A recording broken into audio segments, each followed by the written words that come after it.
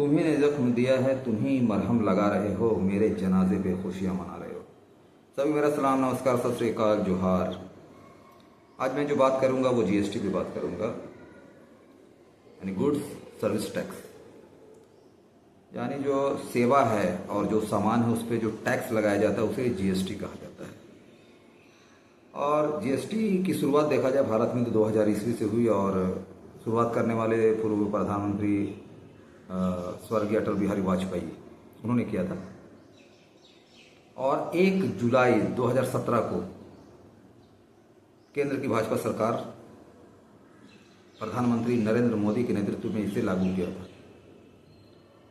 GST के बाद ज़रूरत के जितने भी सामान हैं वो महंगे हो गए थे, और 2017 से लेकर 2025 तक,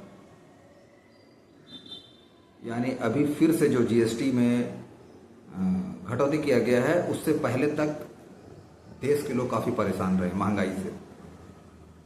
चलिए, अच्छी बात है कि बहुत सारे सामान जो हैं वो सस्ते हो गए हैं, लेकिन अभी भी पेट्रोल और डीजल के रेट वही के वही हैं, वो बढ़े हुए हैं। जाहिर सी बात है कि जब पेट्रोल और डीजल के रेट नहीं घटेंगे, रेट वही के वही रहेंगे, तो फिर बहुत कम चांसेस होते हैं कि सामान जो है, सारे सामानों का रेट घट जाए। क्योंकि जहाँ ट्रेवलिंग का रिलेशन होगा सामान को ढोने लाने में, तो वहाँ पर रेट लोग नहीं घटाते, या जितना घटाना चाहिए उतना घटाते नहीं हैं। अब देखना यह है कि ये लागू कर तो दिया गया है, बाज़ार का क्या हाल रहता है, वो कम रेट में मिलते हैं सारे सामान, या उस पर उसी तरह से दरें बरकरार रहती है।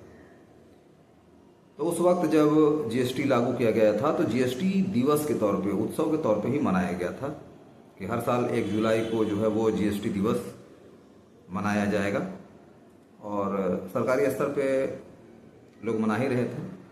और अब जब जीएसटी में जब घटौती की गई है तो फिर से उत्सव मनाने की बात हो रही है। तो इसीलिए मैंने कहा कि जिसने जख्म दिया वही आज के समय में मरहम लगा रहा है, और आम जनता का जनाजा निकल चुका है, वो खुशियाँ मना रहे हैं। आम जनता परेशान है। जैसे कि इससे पहले मैंने जो मैसेज दिए थे, वीडियो मैसेज, वो अमेरिका के बारे था कि अमेरिका से लगभग 3 लाख भारतीयों को भारत भेजा जा रहा है, और सारे वहाँ पर स्टेब्लिश हैं। अब वो भारत वापस आते हैं तो क्या करेंगे। तो बहरहाल अभी जो हालात हैं, बहुत ज़्यादा खुशियाँ मनाने की बात तो नहीं है, क्योंकि इतने सालों तक हम परेशान हुए हैं। 2017 से लेकर 2025 तक, यानी लगातार 8 साल आम जनता जो है महंगाई की मार को झेला है। वो तो प्रतिपक्ष नेता राहुल गांधी की मेहरबानी है कि उन्होंने लगातार इसका विरोध किया है, और जिस तरह से उन्होंने शिकंजा कसा है चुनाव आयोग पे, क्योंकि वोट चोरी का मामला सामने है और सबूतों के साथ वो हमेशा मीडिया के सामने आ रहे हैं। ये अलग बात है कि जो एक्सट्रीम मीडिया वो इन बातों को लागू नहीं कर रही है।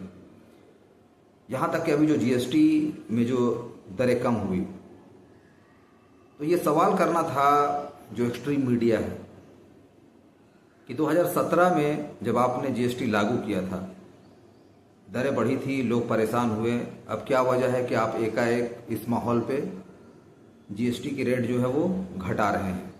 कहीं ऐसा तो नहीं कि देश की जनता जो अभी फोकस की हुई वोट चोरी पे, क्योंकि सत्ता पे काबिज वही रहता है जो चुनाव जीत कर आता है। और अगर वोट चोरी का मामला जब सामने आ रहा है, चुनाव आयोग भी अगर सत्ता पक्ष के साथ मिलकर काम कर रहा है, तो ऐसे में सत्ता पक्ष हमेशा सत्ता में बरकरार रहेगा, वो कभी चुनाव हारेगा ही नहीं।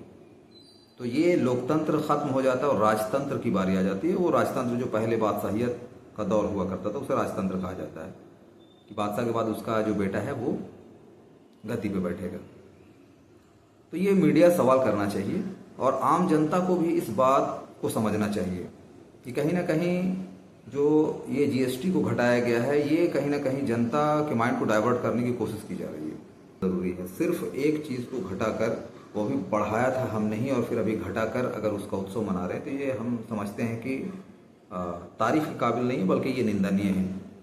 इसे ये समझ में आता है कि सरकार दूरदृष्टि नहीं रखती है। क्या उन्हें मालूम नहीं था कि जीएसटी लगाने के बाद आम जनता पर इसका बोझ कैसे पड़ेगा।